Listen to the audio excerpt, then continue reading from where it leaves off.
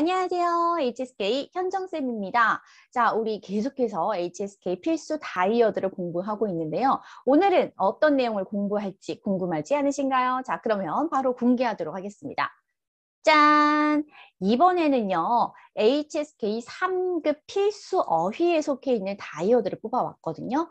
물론 이전에 우리가 다품사 다이어에서 3급 단어를 다루기는 했는데, 이번에는 3급 단어들 중에서 동일 품사, 즉 같은 품사를 가지고 있는데 의미가 다른 아이들을 같이 살펴보도록 할 거예요. 그러면 어려운 거 아닌가요? 괜찮아요. 너무 겁먹으실 필요 없어요. 무엇만 알면 된다? 사실 이 동일품사 다이어들은요. 그 뜻, 그리고 어떤 아이와 어떻게 쓰이는지만 딱 기억을 해주시면 되는 거예요.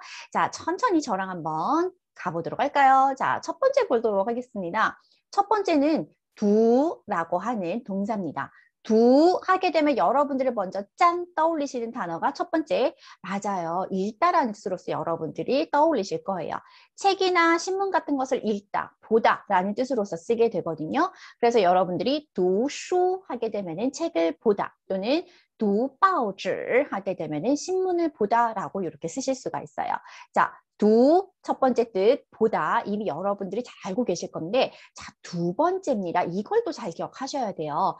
두라고 하는 이 단어는요, 학교에 다니다 또는 공부하다라는 뜻으로도 쓰실 수가 있어요.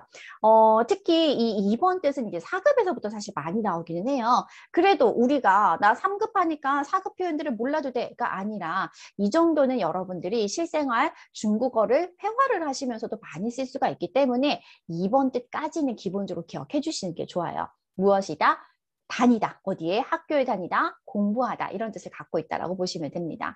그래서 뒤에 쓰이는 걸 보면 두大学 학교에 다니는데 어디에? 대학 다녀요 할 때 워读大学 이렇게 표현하시면 되는 거예요. 그리고 이제 시험에서 계속 나올 거거든요. 4급에서도 나오고요. 5급에서도 나오는 표현이에요. 무조건 기억하셔야 된다는 거겠죠?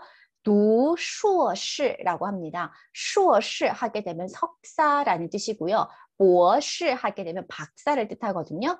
그래서 读硕士 하게 되면 왜 우리 소위 저 석사 과정하고 있어요 라고 얘기를 할 때 하고 있어요 라고 해서 주어를 쓰면 안 되겠죠. 무엇을 써야 된다? 석사를 하고 있어요. 즉 석사 공부를 하고 있어요 라는 뜻이니까 读硕士라고 표현을 하시면 되는 거예요. 또는 박사 과정 중이에요. 박사하고 있어요. 读博士라고 표현한다라는 거 이거 기억해 주세요. 자, 두 가지 뜻이 있었어요. 보다라는 뜻 이미 다 알고 있지만 두 번째 무엇이다? 학교에 다니라 또는 공부하다라는 뜻으로서 쓸 수 있다라는 거 기억해 주시면 될 것 같아요. 자, 두 번째로 가보도록 할 건데 제가 얘는 고민을 정말 많이 했어요. 왜 고민을 많이 했냐면 카이라고 하는 아이가 뜻이 정말 많아요. 뜻이 정말 많은데 그리고서도 그렇게 많으면서도 시험에서도 정말 많은 뜻으로 나오거든요. 지금 여러분들이 보시는 화면에 1번부터 4번까지 뜻이 있잖아요. 근데 이게 다가 아니에요. 짠! 7번까지 있어요. 자, 다 외워두셔야 된다는 겁니다. 어쩔 수 없어요. 여러분들이 사전을 찾아보시면 사실 단어 뜻이 너무 많이 나와서 내가 어디까지 외워야 되느냐, 뭘 봐야 되느냐 고민 되게 많이 하시잖아요. 카이는요, 이 7번까지 다 알고 계셔야 됩니다. 자, 그럼 하나씩 볼게요. 자, 먼저 첫 번째.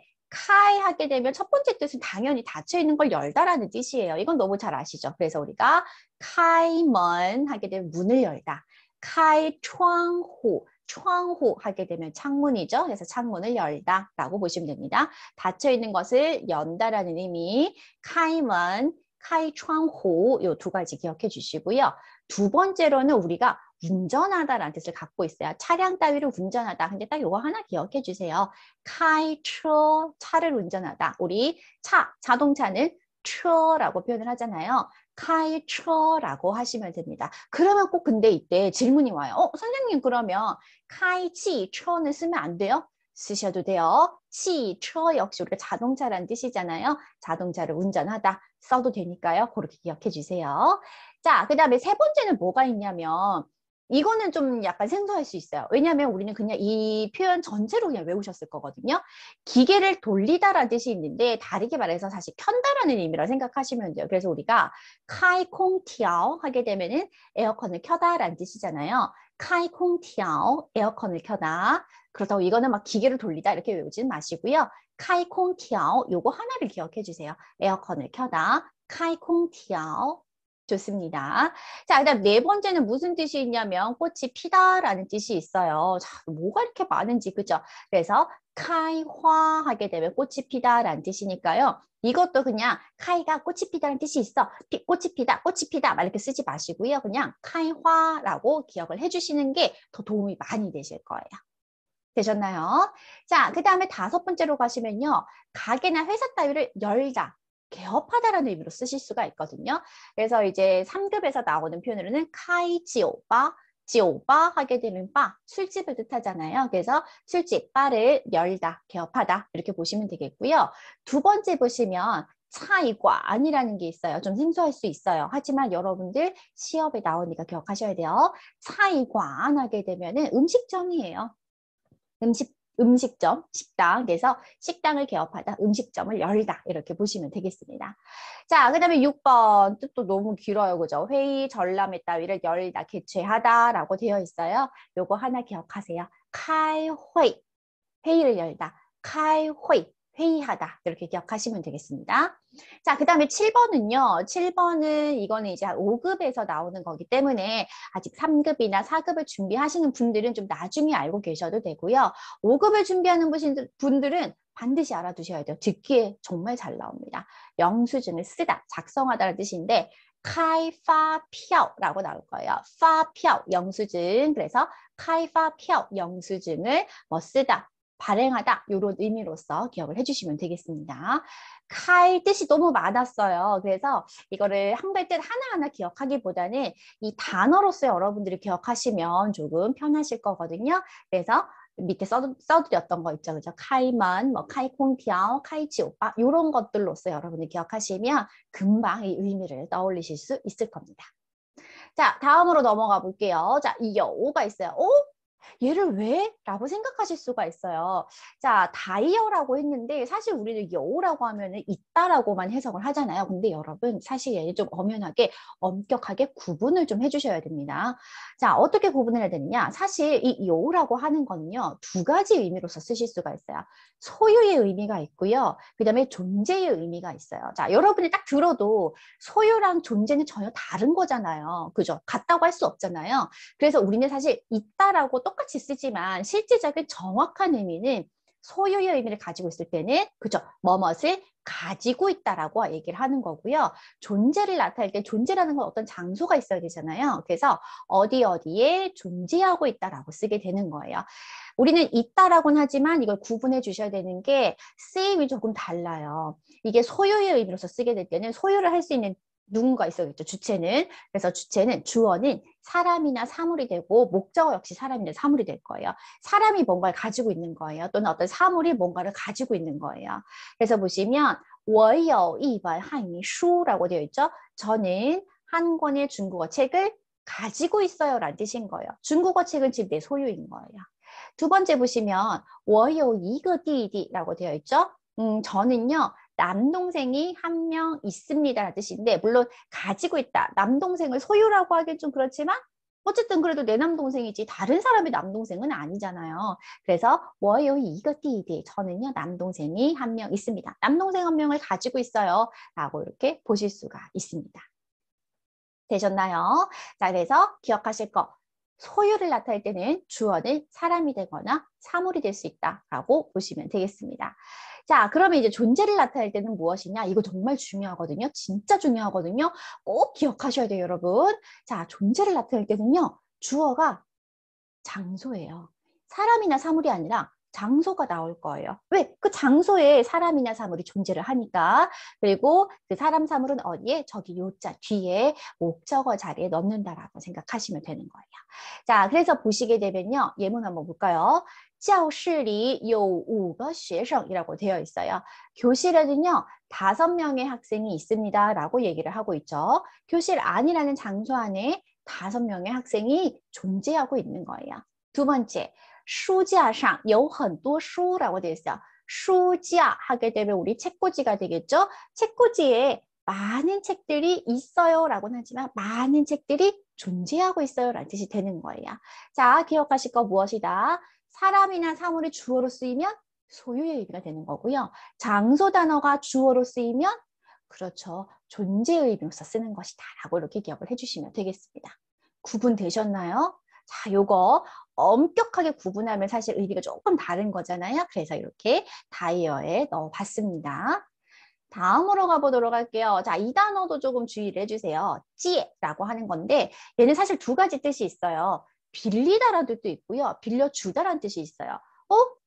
빌리다는 내가, 그죠? 누군가에게서 어떤 사물 따위를 빌리는 거고, 빌려주는 거는 내가 다른 사람한테 주는 거잖아요. 그러니까 찌에라고 하는 거는 이 두 가지 의미를 갖고 있기 때문에 좀 오해를 살 수가 있어요. 그냥 찌니 하면 너가 빌렸다는 거야? 아니면 너한테 빌려줬다는 거야?를 잘 모를 수가 있거든요. 그래서 정확한 대상을 나타내기 위해서는 우리가 개사를 사용하거든요. 요걸 좀 잘 기억하세요.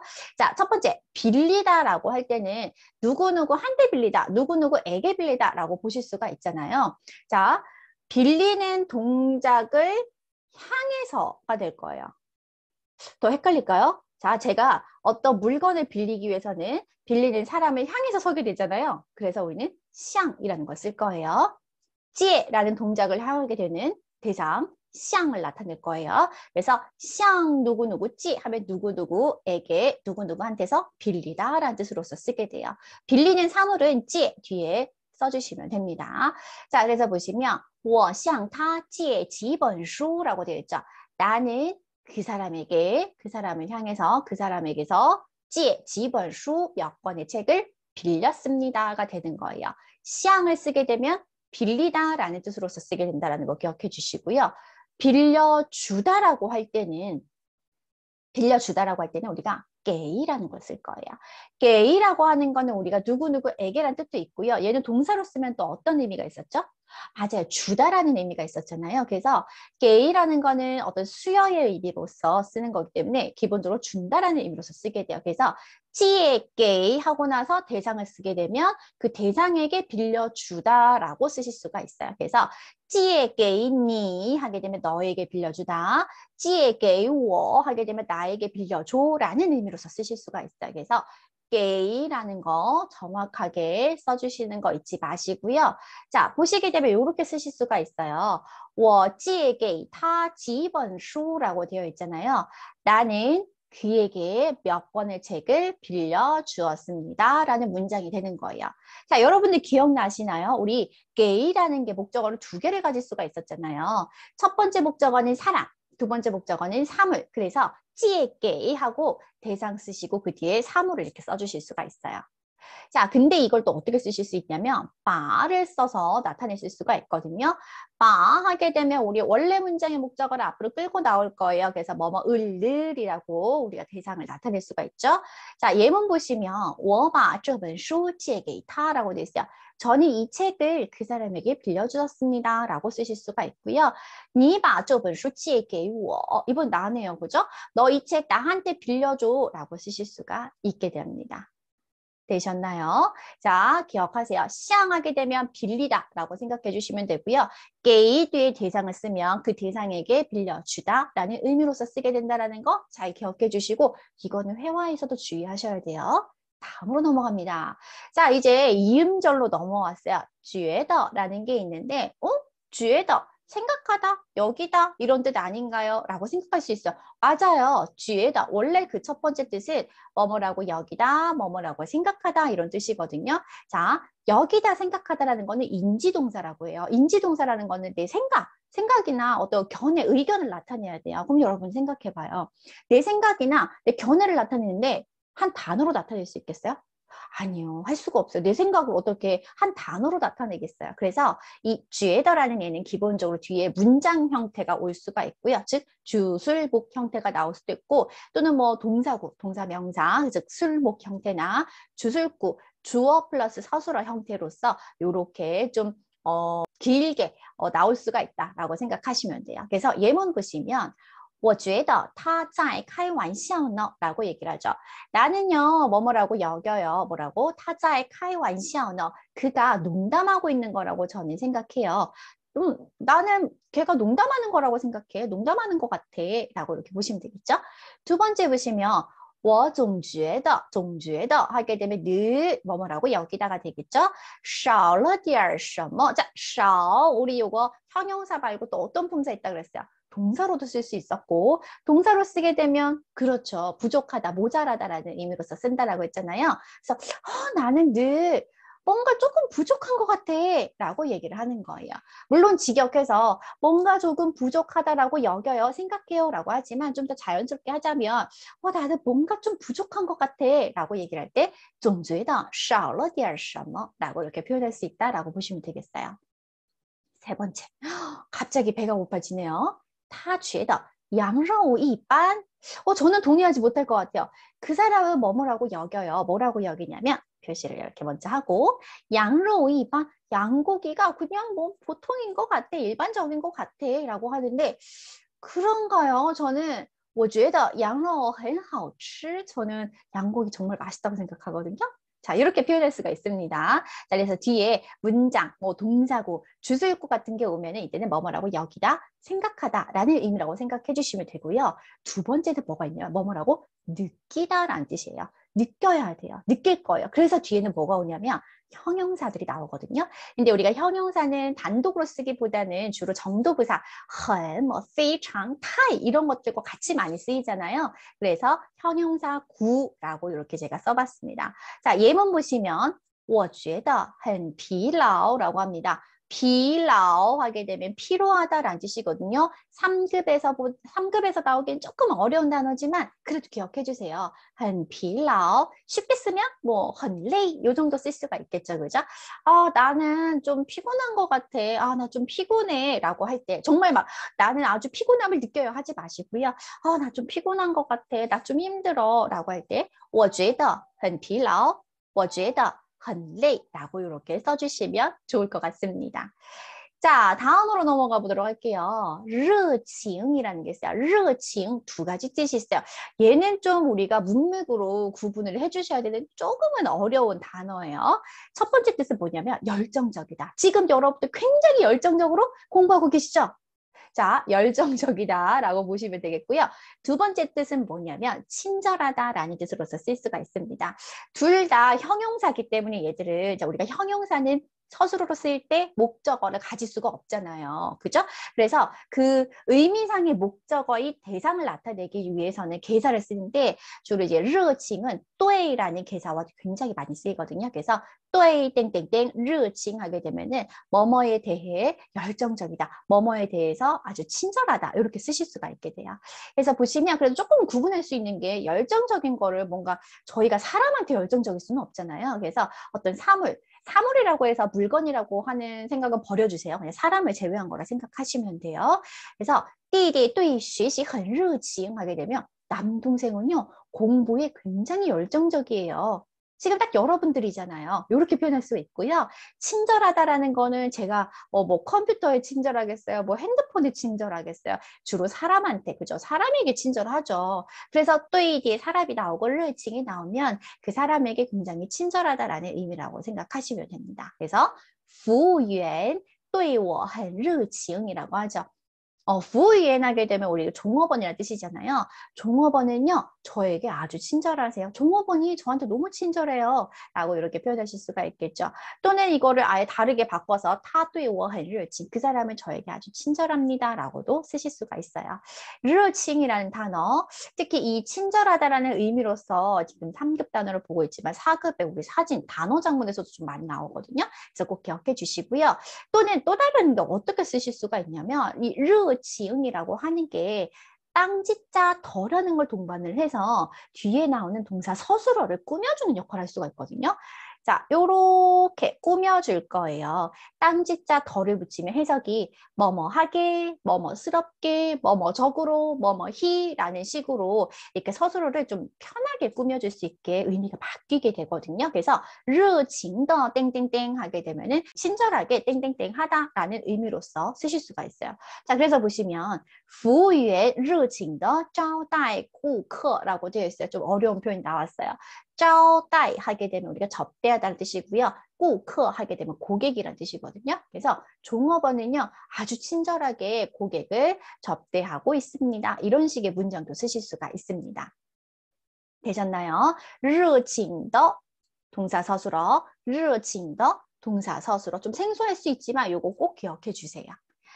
자, 마지막입니다. 롱이라는 게 있어요. 롱이 하게 되면 우리는 첫 번째 뭘로 알고 계세요? 쉽다라고 알고 계세요. 즉, 난 어렵다의 반대말이죠. 쉽다. 사실 우리는 이 하나로만 기억을 하기는 해요. 왜냐하면 두 번째 뜻을 봤더니 뭐뭐 하기 쉽다라고 나와요. 자, 여러분들 혹시 지난 영상에서 제가 드렸던 말씀 기억나세요? 이렇게 물결이 들어가면 이 물결 속에는 어떤 또 다른 성분이 들어간다. 근데 주로는 동사인 경우가 많다. 이런 말씀을 드린 적이 있거든요. 즉, 뭐뭐 하기 쉽다. 이때는 뭐 어떤 뜻으로서 쓰냐면 어렵다의 반대말이 아니라 어떤 상황이 발생할 가능성이 크다라는 의미로서 쓰게 되거든요. 그래서 롱이 뒤에 동사가 나올 거예요. 그래서 우리가 해석할 때는 뭐뭐 하기 쉽다라고 해석하실 수 있고요. 쉽게 뭐뭐 하다 또 이렇게 쓰실 수가 있거든요. 자, 그러면 일단 어쨌든 우리가 쉽다. 난의 반대말인 단어 뜻부터 보시게 되면은 이때는 그냥 서술어로 쓸 거예요. 형용사, 목적어, 목가지죠. 그래서 주어 쓰고 롱이를 쓰실 건데 보시면 상산 롱이 산을 오르는 건 쉬워요. 등산하는 거죠. 그죠? 산을 오르는 건 쉬운데 샤산난 하산하는 건 어려워요. 그렇죠. 열심히 올라갔어. 근데 내려오려고 그러면은 이제 다리 힘이 다 풀리고, 그죠? 막 너무 가파르니까 내려오는데 막 미끄러지고, 다치고, 물론 험준한 산이 아닌 곳은 괜찮겠지만, 자, 이렇게 보실 수가 있겠고요. 넘어가기 쉽다라고 할 때는 롱이 뒤에 동사 서술어 와서, 자, 이 세 가지 예문, 이거는 좀 어려워 보이긴 하지만 3급에 다 나오는 문장들이거든요. 3급 준비생분들도 꼭 이거는 해석해 내실 수 있으셔야 돼요. 자,冬季 容易生病이라고 해서冬季 하게 되면은 겨울이야. 겨울철에는요. 容易生病 병이 나기 쉬워요. 아프기 쉬워요. 라고 보실 수 있겠죠? 또는 뭐 쉽게 병에 걸려요. 라고 해석해 주시면 되고요. 두 번째는 经常生气容易让人变老 자주 화를 내는 것은요. 롱이랑을 쉽게 사람한테 시킬 거예요. 쉽게 사람한테 만들 거예요. 무엇이? 른 그 사람이 变老 늙게 만들 거예요. 그죠? 우리 화를 자주 내면 되게 얼굴도 많이 찡그리고 하다 보니까 굉장히 빨리 늙는다 이런 말 쓰잖아요. 그래서 쉽게 사람을 늙게 만들 것입니다. 뭐 이렇게 보실 수가 있겠죠? 세 번째 예문 좀 길어요. 차근차근 볼게요. 이치에 예전에 여기서는 이지우가 될 거예요. 뭐뭐 하자마자 뭐뭐 하다 이런 뜻으로 쓰게 되거든요. 이遇到 不高兴的事情 맞닥뜨려요. 기쁘지 않은 일을 맞닥뜨리기만 하면 我就容易生气 저는요 굉장히 쉽게 화를 냈어요. 라고 얘기를 합니다. 자, 쓰인 상황 보이시죠? 롱이 뒤에 동사, 서술어들이 나오게 될 건데요. 이때는 어떤 상황이 발생할 가능성이 크다라는 의미로서 쓰게 된다는 거 이렇게 좀 기억을 해주시면 좋을 것 같습니다. 롱이 플러스 동사, 롱이 플러스 동사 요거는 3급에서도 4급에서도 5급에서도 계속 나올 거거든요. 꼭꼭 기억하셔야 됩니다. 자, 오늘은 좀 많은 단어들을 봤어요. 동일 품사단이요. 특히 오늘 카이라는 게 정말 끝판대장이었어요. 단어 뜻을 7개나 외워 두셨어요 하는 거였는데 한글 뜻을 외우기보다 먼저 우리가 같이 쓰이는 단어들, 그죠? 카이먼, 카이窗户 이런 것들로서 먼저 외워두시면 그 의미는 당연히 기억나실 것이다 라고 말씀드렸고요. 오늘 보셨던 단어는 3급에서뿐만 아니라 사실 4급에서도 5급에서도 6급에서도 계속 나오는 단어들이거든요. 그래서 3급을 준비하고 나서 이후 급수를 준비하실 분들은 반드시 잊지 않고 꼭 기억해 주시고요. 시험 치러 가시기 전에 다시 한 번 더 영상을 돌려보시면 여러분들 정말 많은 도움 받으실 수 있으실 거예요. 자, 저는 다음번 필수 다이어로 또 인사드리도록 할게요. 好好复习一下，再见。